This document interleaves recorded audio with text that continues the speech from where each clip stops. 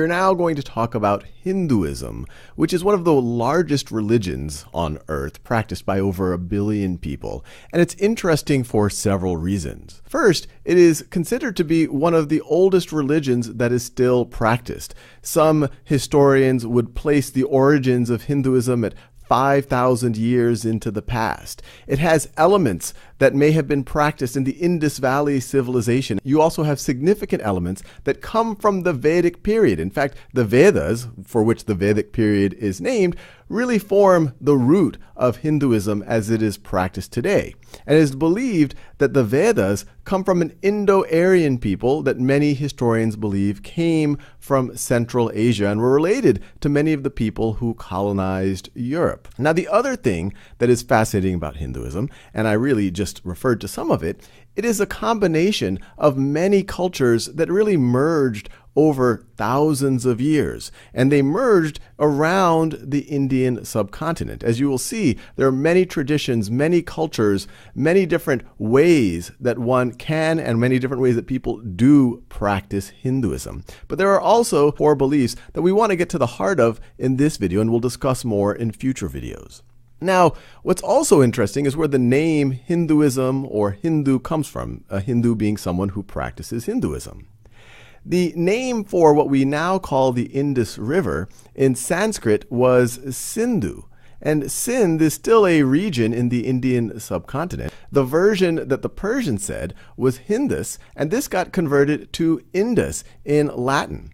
So really, Hinduism is the term for the cultural and religious practices of people beyond the Indus River. The word India really comes from this same root. Indus is where India comes from, but Indus comes from Hindus, which comes from Sindhu, and these are all related to the word Hindu, and you can see that very clearly in the Persian version. Now, as I mentioned, there's many different practices in Hinduism, many different traditions, many different rituals in Hinduism, but I'm going to try to focus in on what could be considered the spiritual core, and a lot of this comes out of the Vedas. They're a collection of hymns, rituals, but also philosophy. And the subset of the Vedas that are very concerned with the spiritual and the philosophical are known as the Upanishads, which means sitting down or coming near to. Some people say coming near to God. Some people say coming near to the actual reality, or coming near to a teacher, as in sitting down to get a lesson or to have a dialogue. Now, the central idea in Hinduism is the idea of Brahman. And Brahman should not be confused with the god Brahma. Brahma is sometimes you could view as an aspect of Brahman, but Brahman is viewed as the true reality of things. It is shapeless, genderless, bodiless. It cannot be described. It can only be experienced.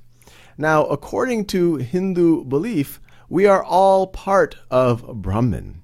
And what we perceive as our individuality is really, you can consider to be a quasi-illusion. So this might be one individual right over here, and then we might have another individual right over here. And this separateness, the illusion of the reality that we see around us, this is referred to as Maya. And Maya is not just the illusion or the quasi-illusion created by our senses. It is even notions like our ego, our identity. And within that context, that inner self, that thing that is even within our, that is even deeper than our sense of identity, this is referred to as Atman. And as you can see, the way it's been diagrammed here, the way we've drawn it out, Atman is essentially the same thing as Brahman. And oftentimes you will see it referred to as Atman-Brahman. They're really the same thing, but it's really it's an illusion that there is this separateness of our reality. Now, according to Hindu belief, in each life, you have this core part of yourself, which is Atman, which is part of Brahman. And when you die, it doesn't disappear, but it will take on, or it will subjugate itself to another reality. So after death, this individual or this perceived individual might take on another identity and another reality. They would perceive it as another life.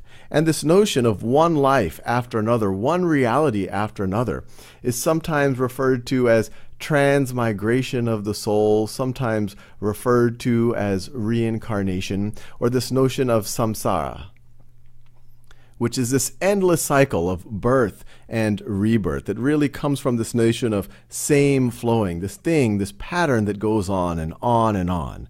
And according to Hindu belief, what that next life is, what that next reality is based on your actions in this life. Karma literally is referring to actions, but it's really actions driving consequences, not only in this reality, but in the next reality. Now, there's another notion of dharma. Dharma is based on what is the role you should play given the reality, given the life that you are in. So in a very simplified way, you could say, well, dharma is the rightful role, the rightful actions, your duty, depending on your role, depending on your reality. Karma is how that action translates into consequences, which is going to drive what happens in this endless cycle. Now, a core idea of Hinduism is to try to escape from this cycle, to awaken to the true reality, awaken from this quasi-reality. And this is really one of the central ideas of the Upanishads, that eventually, if you can awaken, so let's say that this is an awakening, this entity, this Atman, this self right over here, this perceived individual has now awoken and can see through, pierces the veil of that Maya. Now they have rejoined Brahman, and they've recognized that Atman and Brahman are the same. And this freeing from samsara, from this birth-death cycle, this is referred to as moksha. Now, to make this idea a little bit clearer, let's look at some quotes from the actual Upanishads. So this is two versions from the Isha Upanishad. And the reason why I like to show it is because it shows that if you're translating from Sanskrit into English, or really from any one language into another, there's going to be some room for interpretation. But we can see it here. So this is from the Isha Upanishad, which is considered one of the most important ones. It's a subset, it's a section of the Yajur Veda, one of the 4 early Vedas. And they write, and this is an English translation, "The wise man beholds all beings in the self," or the Atman, "and the self in all beings. For that reason he does not hate anyone. To the seer, all things have verily become the self. What delusion, what sorrow can there be for him who beholds that oneness?" This is another version of the same verses from the Isha Upanishad. "He who sees all beings in the self, and the self in all beings, he never turns away from it, the self. For he who perceives all beings as the self, how can there be delusion or grief when he sees this oneness everywhere?" So I might be getting into an argument with someone, but deep down, if I recognize that both myself and that individual, that we are part of this same Brahman, that he is me and I am it, or I am he, well then that anger seems a little bit misguided. Now, to get a little bit more context on this notion of oneness, here's another verse from the Chandogya Upanishad, which is also considered one of the significant Upanishads, and it's part of the Samaveda. "As the rivers flowing east and west merge in the sea and become one with it, forgetting they were separate rivers, so do all creatures lose their separateness when they merge at last into pure being, into Brahman. There is nothing that does not come from him."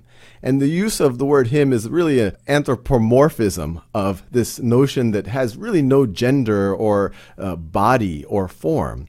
Of everything, he is the inmost self. He is the truth. He is the self supreme. You are that, Shvetaketu. You are that. And this last verse is referring, it's in this Chandogya Upanishad, it's a conversation between the teacher and his son. And the son is Shvetaketu, Ketu. My apologies for pronunciation. So once he's saying that these rivers is an analogy for you and I, and we might see ourselves as different, but at some point we will flow and become one with the ocean. And he's pointing out to his son, you are not different from that. You yourself, your Atman, it is Brahman. It is one and the same.